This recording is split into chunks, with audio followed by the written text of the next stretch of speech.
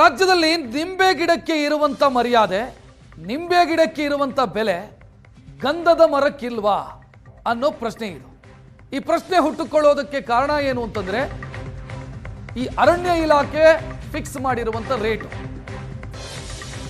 ಗಂಧದ ಮರಕ್ಕೆ 420 ರೂಪಾಯಿ ನಿಗದಿಪಡಿಸಿದ್ದಾರೆ.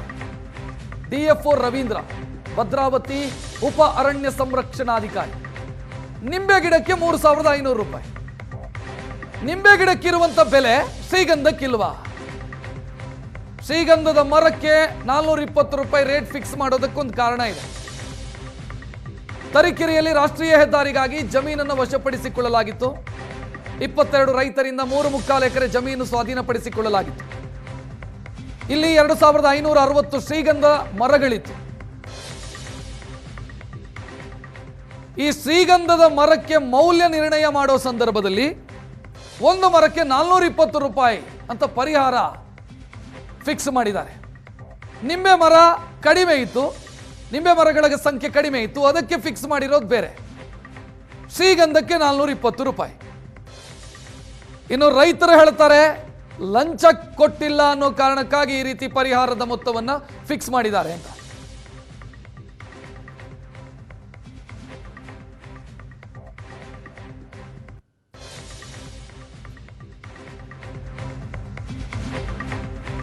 ಇನ್ನು ಇದು ಕೋರ್ಟ್ ಮೆಟ್ಟಿಲನ್ನು ಕೂಡ ಹತ್ತಿತ್ತು. 2020ರಲ್ಲಿ 2,44,620 ರೂಪಾಯಿ ದರ ನಿಗದಿ ಮಾಡೋದಕ್ಕೆ ಮನವಿಯನ್ನು ಮಾಡಿಕೊಳ್ಳಲಾಗಿತ್ತು. ಆದರೆ ಡಿಎಫ್ಒ ಫಿಕ್ಸ್ ಮಾಡಿದ್ದು ಮಾತ್ರ 420 ರೂಪಾಯಿ. ಡಿಎಫ್ಒ ರವೀಂದ್ರನ ಆದೇಶದಿಂದ ರೈತರು ಸಿಟ್ಟಿಗೆದ್ದಿದ್ದಾರೆ. ಶಿವಮೊಗ್ಗದ ಸಿಸಿಎಫ್ ಹನುಮಂತಪ್ಪ ಅವರಿಗೆ ದೂರು ಕೊಟ್ಟಿದ್ದಾರೆ. ಆದೇಶ ರದ್ದುಗೊಳಿಸಿ ರವೀಂದ್ರ ವಿರುದ್ಧ ಕ್ರಮ ಕೈಗೊಳ್ಳಿ ಅಂತ ಆಗ್ರಹಿಸಿದ್ದಾರೆ.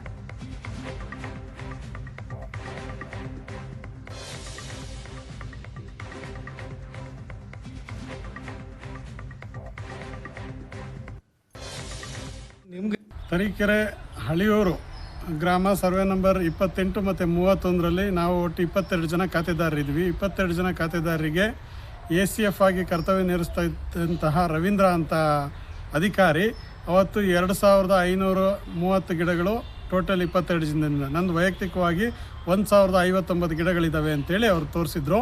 ಸೊ ಇವಾಗ ಅವ್ರ ಕಡಿತಲೆ ಆದೇಶ 13/1/26ರಂದು ಅವರ ಕಡಿತಲೆ ಆದೇಶದಲ್ಲಿ ಕೇವಲ 837 ಗಿಡಗಳು ಅಂತ ಹೇಳಿದ್ದಾರೆ. 222 ವೈಯಕ್ತಿಕವಾಗಿ ನನ್ನ ಗಿಡಗಳು ಕಡಿಮೆ ಮಾಡಿದ್ದಾರೆ. ಮತ್ತು 21 ಜನ ರೈತರದೆಲ್ಲ ಸೇರ್ಕೊಂಡು ಒಟ್ಟು 350 ಗಿಡಗಳು ಕಡಿಮೆ ಮಾಡಿದ್ದಾರೆ. ಸೊ ಇದು ಕಡಿಮೆ ವ್ಯತ್ಯಾಸ ಆಗೋದಕ್ಕೆ ಕಾರಣ ಏನು? ಇವರೇ ACF ಆಗಿದ್ದಾಗ ಜಾಸ್ತಿ ಗಿಡಗಳು ಬಂತು, ಈ ಕಡಿಮೆ ಬಂದಿದೆ ಅನ್ನೋದ್ರ ಬಗ್ಗೆ ಯಾವುದು ವರದಿಯನ್ನು ಕೊಟ್ಟಿಲ್ಲ. ಆದರೂ ಆ್ಯಕ್ಟ್ ಪ್ರಕಾರ ಇವರು ಒಂದು ಗಿಡ ತೆಗಿಬೇಕು ಅಂತ ಹೇಳಿದ್ರೆ ರಾಷ್ಟ್ರೀಯ ಹೆದ್ದಾರಿಯವರು 10 ಗಿಡಕ್ಕೆ ಅವರು ಗಿಡ ನೆಡೋದಕ್ಕೆ ದುಡ್ಡು ಕಟ್ಟಬೇಕಾಗಿತ್ತು. ಆ ದುಡ್ಡು ಕಟ್ಟಬೇಕು ಅಂತ ಹೇಳಿದ್ರೆ ಹಿಂದೆ ರಾಷ್ಟ್ರೀಯ ಹೆದ್ದಾರಿ ಪ್ರಾಧಿಕಾರದವರು ಅಂತೆ ಸಿಂಗಲ್ ಬೆಂಚ್ ಅಂದರೆ ಮಾನ್ಯ ಮುಖ್ಯ ಅರಣ್ಯ ಏನು ಹೈಕೋರ್ಟ್ ಇದೆ, ಹೈಕೋರ್ಟ್ನ ಸಿಂಗಲ್. ಹೆಚ್ಚಿನ ಡೀಟೇಲ್ ನೀಡೋದಕ್ಕೆ ನಮ್ಮ ಪ್ರತಿನಿಧಿ ರಾಜೇಶ್ ಕಾಮತ್ ಫೋನ್ ಸಂಪರ್ಕದಲ್ಲಿ. ರಾಜೇಶ್, ಅಧಿಕಾರಿಗಳ ತಲೆಯಲ್ಲಿ ಏನು ತುಂಬಿಕೊಂಡಿದೆ ಅಂತ ಗೊತ್ತಾಗ್ತಾ ಇಲ್ಲ. 420 ರೂಪಾಯಿ ಗಂಧದ ಮರಕ್ಕೆ ಪರಿಹಾರ ಫಿಕ್ಸ್ ಮಾಡ್ತಾರೆ ಅಂತಂದ್ರೆ ಏನು ಹೇಳಬೇಕು? ನಿಜಕ್ಕೂ ರಕ್ಷಿತ್, ಗಂಧದ ನಾಡು ಕರ್ನಾಡು ಅಂತ ಹೇಳ್ತಾರೆ. ಆ ಗಂಧದ ಗುಡಿ ಅಂತ ಹೇಳಿ ಪುನೀತ್ ರಾಜ್ಕುಮಾರ್ ಕೂಡ ಒಂದು ಸಿನಿಮಾ ಮೂಲಕ ಕೂಡ ಕರ್ನಾಟಕದ ಶ್ರೀಗಂಧದ ಬೆಲೆಯನ್ನು ಕೂಡ ತೋರಿಸಿದ್ದಾರೆ. ಇಂಥ ಸಂದರ್ಭದಲ್ಲಿ ಕೇವಲ ಒಂದು ನಿಂಬೆ ಗಿಡಕ್ಕೆ 3500 ರೂಪಾಯಿ ಫಿಕ್ಸ್ ಮಾಡ್ತಾರೆ.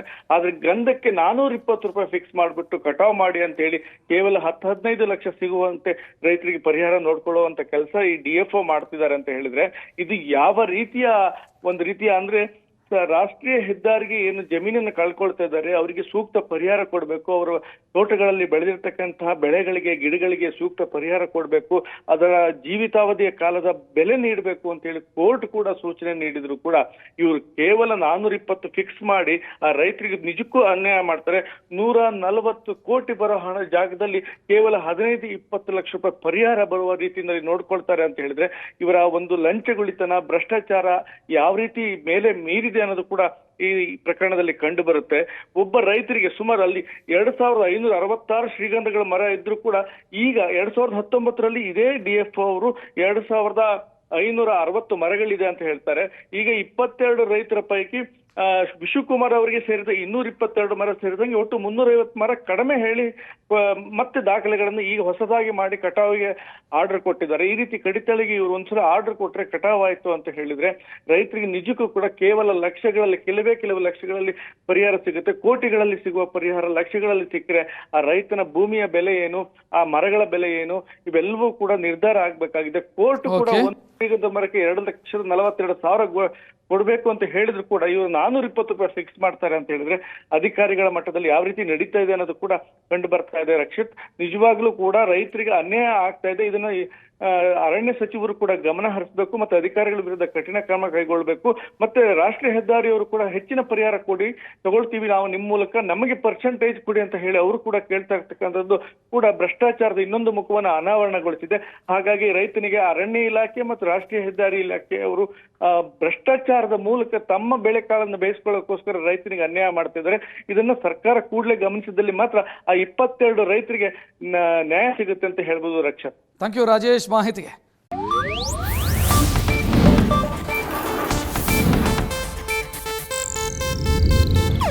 ಇದು ಏಷ್ಯಾನೆಟ್ ನ್ಯೂಸ್ ನೆಟ್ವರ್ಕ್ ಪ್ರಸ್ತುತಿ.